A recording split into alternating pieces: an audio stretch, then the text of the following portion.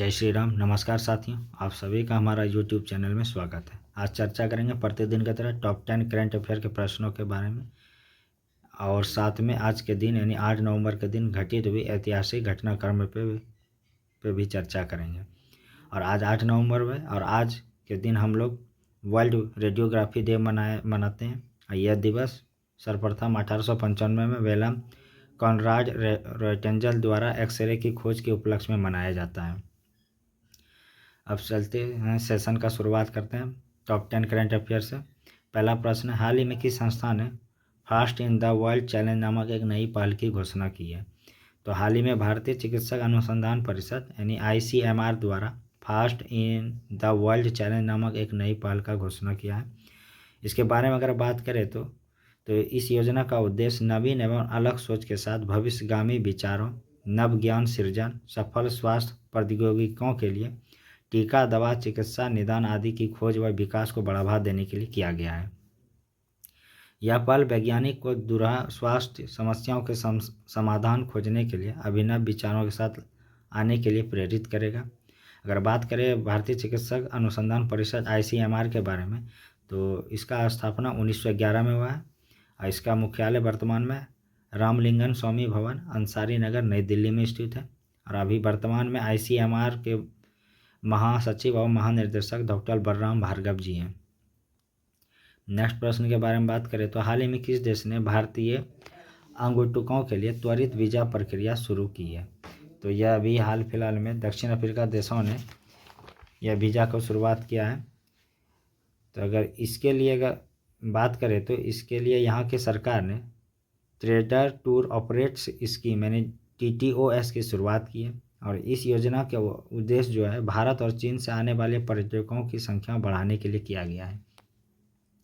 अगर बात करें दक्षिण अफ्रीका देश के बारे में, तो इसकी जो सीमाएं साझा करती है अंतर्राष्ट्रीय सीमा, उत्तर में यह नामीबिया, बोत्सवाना और जिम्बाब्वे देश के साथ सीमा साझा करती है और उत्तर पूर्व में यह मोजाम्बिक एवं स्टैवटिनी नामक देश से सीमा साझा करता है। और साथ में लुसोटो एक स्वतंत्र देश इसी के अंदर पूरे तरह से घिरा हुआ है, जो एक स्वतंत्र देश है।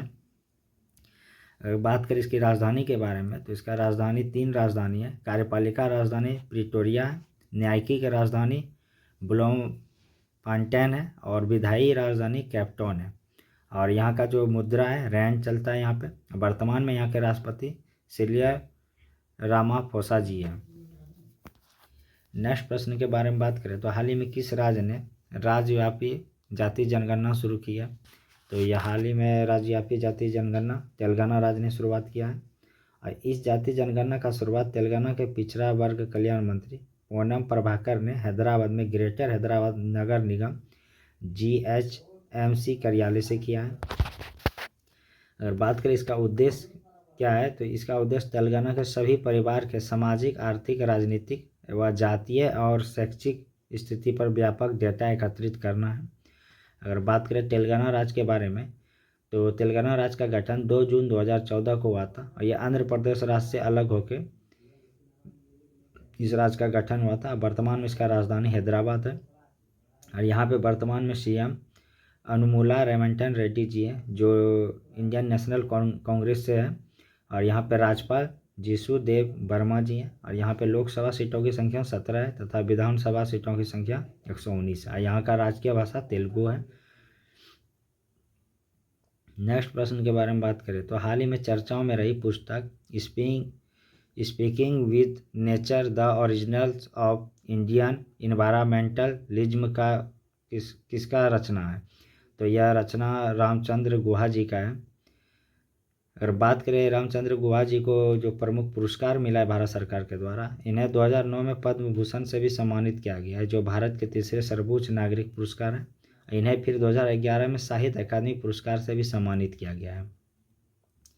नेक्स्ट प्रश्न के बारे में बात करें तो हाल ही में किन 2 राज्यों ने चीटा परियोजना के लिए संयुक्त पैनल बनाया है?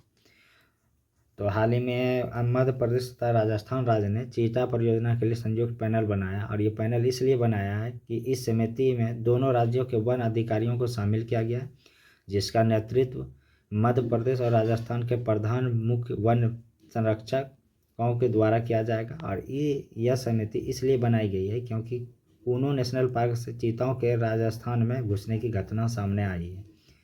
अगर बात करें मध्य प्रदेश को बाघों का भी प्रदेश कहा जाता है, क्या कि भारत में सर्वाधिक बाघ मध्य प्रदेश में ही पाया जाता है।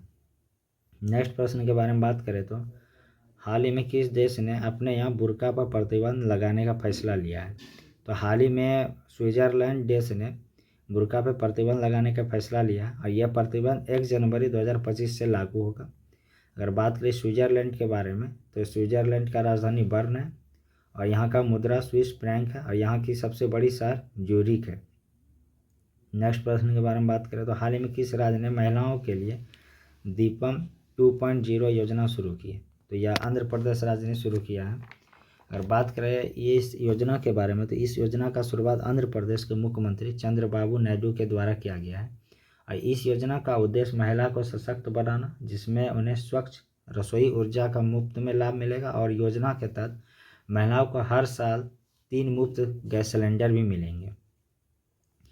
अगर बात करें आंध्र प्रदेश राज्य के बारे में तो ये सीमा जो साझा करती है विभिन्न राज्यों से, उत्तर में तेलंगाना राज्य से सीमा साझा करता है, दक्षिण में तमिलनाडु से और पश्चिम में कर्नाटक राज्य से, कर्नाटक व छत्तीसगढ़ राज्य से करता है और पूरब में बंगाल की खाड़ी और उड़ीसा से सीमा साझा करता है। इसका राजधानी अमरावती और इसका गठन 1 नवंबर 1956 में हुआ था।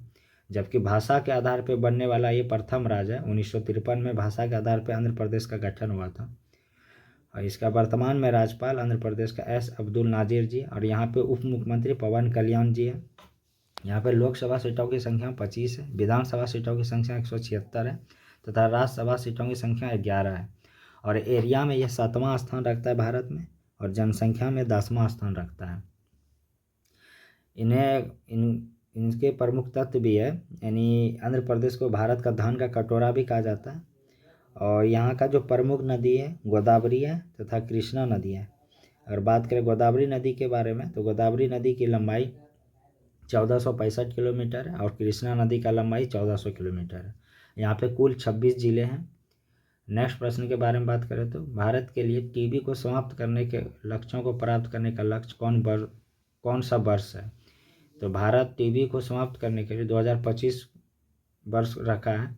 अगर इसके बारे में बात करें तो भारत ने 2030 तक सतत विकास लक्ष्य की समय सीमा से 5 वर्ष पहले यानी 2025 तक संयुक्त राष्ट्र के टीबी उन्मूलन लक्ष्यों को प्राप्त करने के प्रतिबद्धता जताई है। नेक्स्ट प्रश्न के बारे में बात करें तो हाल ही में चर्चाओं में रही निगोल चकोबा पारंपरिक रूप से मणिपुर में किस समुदाय का त्यौहार है? तो यह निगोल चकोबा पर जो त्यौहार है यह मतई समुदाय का प्रमुख त्यौहार है। अगर इसके बारे में बात करें तो नेगोई चकोबा त्यौहार मणिपुर के सबसे बड़े त्यौहारों में से एक है जो 3 नवंबर 2024 को मनाया गया है और यह मतई समुदाय के लिए एक विशेष त्यौहार है।